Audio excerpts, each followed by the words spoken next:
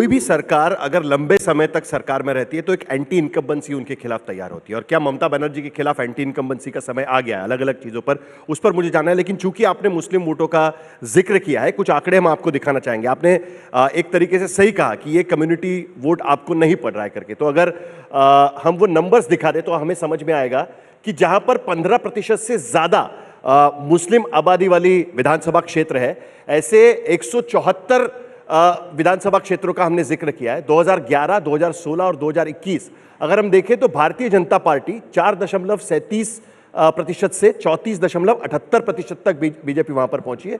लोकसभा चुनाव में अगर हम असेंबली सेगमेंट में उसको कन्वर्ट करें तब भी 34% तक वहां पर पहुंची हुई हमें यहां पर नजर आती है। लेकिन कुल मिलाकर बीजेपी इन इलाकों में कमजोर है। और अगर हम देखें तो इन क्षेत्रों में भारतीय जनता पार्टी का सीट शेयर अगर हम देखें एक बार, वो भी अगर हम दिखा दें तो हमें समझ में आएगा कि बीजेपी यहां पर बहुत ज्यादा सीट्स नहीं जीत पाती है। केवल 42 और 34 सीटें भारतीय जनता पार्टी, इन 174 में से सीटें यहां पर भारतीय जनता पार्टी जीत पाती है। तो 294 विधानसभा क्षेत्रों वाली बंगाल विधानसभा में 174 सीटों पर, जहां पर मुस्लिम वोट्स मैटर कर सकते हैं, वहां पर बीजेपी परफॉर्म नहीं कर पा रही है। करीब 100 से ज्यादा सीटें हैं, 150 से ज्यादा सीटें ऐसी हैं। तो ये एक बहुत बड़ा प्रॉब्लम है, आपको फिक्स करना पड़ेगा। देखिए, जो आप ये भी बीजेपी पर आरोप लगता है कि मुस्लिम विरोधी पार्टी है, वो छवि सुधारने की जरूरत है बंगाल के लिए। देखिए, मुझे जो लगता है कि भारतीय जनता पार्टी का नीति सबके सामने है। हम पंचनिष्ठा पे विश्वास करते हैं। पंचनिष्ठा में एक निष्ठा है सर्वधर्म समभाव, जिसे कुछ लोग सेकुलरिज्म भी बोलते हैं। हम उस सेकुलरिज्म पे विश्वास करते हैं और इसलिए हमारी शासन जहाँ पे रहा, आप देखिए भारतीय जनता पार्टी का शासन इतने सारे राज्य में है, कोई प्रोजेक्ट हमारा, कोई स्कीम ऐसा बना है क्या कि सिर्फ हिंदू के लिए बना है? मोदी जी जब देश के 80 करोड़ लोगों को राशन दे रहे हैं, ये उसको डिस्क्रिमिनेट करके दे रहे हैं क्या? हिंदूज को दो, मुस्लिम्स को नहीं दो। आयुष्मान भारत का लाभ जब किसी को मिलता है तो आयुष्मान भारत का कार्ड देख के दिया जाता है क्या कि फलाने को दिया जाए, फलाने को नहीं दिया जाए? नहीं, बट आप उनको नहीं समझा पा रहे हैं ना। देखिए, वो समझ नहीं रहे हैं, इसलिए तो ये पीछे है। अगर समझ जाते तो हर घर से एपीजे अब्दुल कलाम ही निकलता ना, अल सफा यूनिवर्सिटी वाले नहीं निकलते। अगर समझ जाते तो हर घर से डॉक्टर एपीजे अब्दुल कलाम निकलता। लेकिन क्या कारण है कि बहुत सारी चीजें, कई बार मीडिया में भी उस बारे में कवर होता है, आरजी कार इंसिडेंस हुआ, जो रेप कांड हुआ, उसको लेकर ममता बनर्जी के खिलाफ, सरकार के खिलाफ स्टूडेंट्स के प्रदर्शन काफी संख्या में रहे। जो टीचर्स अपॉइंटमेंट स्कैम था, उसको लेकर भी काफी चर्चा वहां पर हुई। कई ऐसे मुद्दे हैं कि जिसको लेकर ममता बनर्जी सरकार के खिलाफ सड़क पर उतरकर आंदोलन हुए, लेकिन वो सस्टेन नहीं हो पाए। कहीं ना कहीं भारतीय जनता पार्टी ममता बनर्जी के खिलाफ अगर एंटी इनकम्बेंसी के कोई मुद्दे निकालती है तो उसे सस्टेन करने में बीजेपी वहां पर सक्सेसफुल नहीं हो पा रही है। देखिए, आप ग्राउंड, कोई एक सस्टेनेबल मुद्दा आपको नहीं मिल पा। देखिए, ग्राउंड लेवल आप इंटेलिजेंस लीजिए। मैं बोलते बोलते बीच में छोड़ दिया कि 35% मुस्लिम वोट तो फैक्टर है जो ममता बनर्जी को मिलता है, लेकिन सिर्फ यही फैक्टर ऐसा नहीं है। देखिए, इलेक्शन कमीशन को बंगाल के लिए अलग सोचना पड़ेगा। क्योंकि अलग मतलब from the rest of the country should be difference. क्यों डिफरेंट होना चाहिए? क्यों? आप देखिए, इलेक्शन कमीशन जब एसआईआर करने जा रहा है, पूरे भारत में ऑपोजिशन पार्टीज इसका विरोध कर रहे हैं। विरोध का तरीका अलग अलग किस्म का है। आप भी तो विरोध कर रहे हैं बंगाल में। नहीं, एसआईआर का विरोध हम कहाँ कर रहे हैं? नहीं, आपका कहना है कि एसआईआर की प्रक्रिया ठीक तरीके से नहीं हो रही। नहीं, प्रक्रिया ठीक तरीके से इसलिए नहीं हो रही क्योंकि तृणमूल कांग्रेस इतनी विगोरसली इसका विरोध कर रही है, बचाने की कोशिश कर रही है।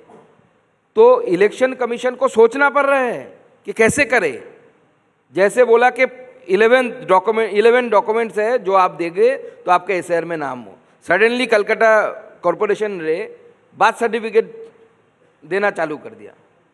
ऐसे एडमिनिस्ट्रेशन की मिसयूज पूरे भारत में कोई भी सरकार नहीं करती। एक मिनट, आपका ये कहना है कि कलकत्ता के भीतर गलत तरीके से बर्थ सर्टिफिकेट दिए जा रहे हैं एसआईआर की प्रक्रिया को? हाँ, एसआईआर प्रक्रिया को देखते। लेकिन यही चीज बिहार में भी देखी गई थी। जब बिहार में कहा गया था आधार कार्ड मानने से पहले, सुप्रीम कोर्ट ने आधार कार्ड मानने से पहले ये चीज बिहार में भी देखी गई थी कि जो आवास प्रमाण पत्र है उसकी मांग को लेकर लंबी कतारें वहां पर लगाना शुरू हो गया था। वहां पर एप्लीकेशन ज्यादा बढ़ गए थे क्योंकि वो डॉक्यूमेंट इंपॉर्टेंट बन गया था।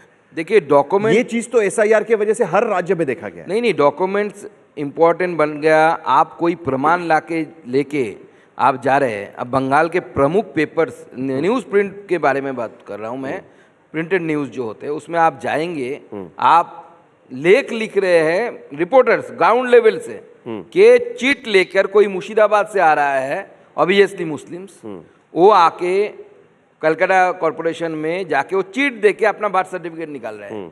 उस चीट का कोई ऑथेंटिकेशन नहीं है, लिखाई ठीक से दिख नहीं रहा है। आप चाहेंगे तो मैं आपको शेयर कर दूंगा। This is the ground level reality in West Bengal. आपको समझना है। वहाँ पे आज बिहार में देखिए, हम इतना वोट जीते, इतने सीट जीते 200 से ऊपर, किसी ने बोला क्या अगले दिन कि कांग्रेस के फलाने घर में हमला हो गया, कांग्रेस के कार्यकर्ता के बीबी बेटियों के साथ रेप हो गया? बंगाल में होता है आपका। 21 में जब हम हारे, हमारे पार्टी ऑफिस तोड़ दिए गए, हमारे लगभग 50 से ऊपर कार्यकर्ता को मार दिए गए।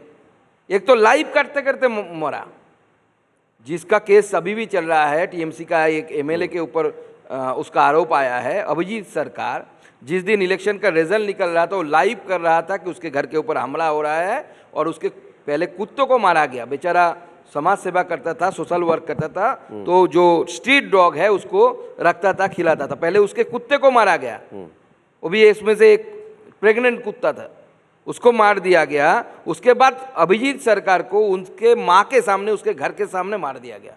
This is the reality, ground level reality of West Bengal.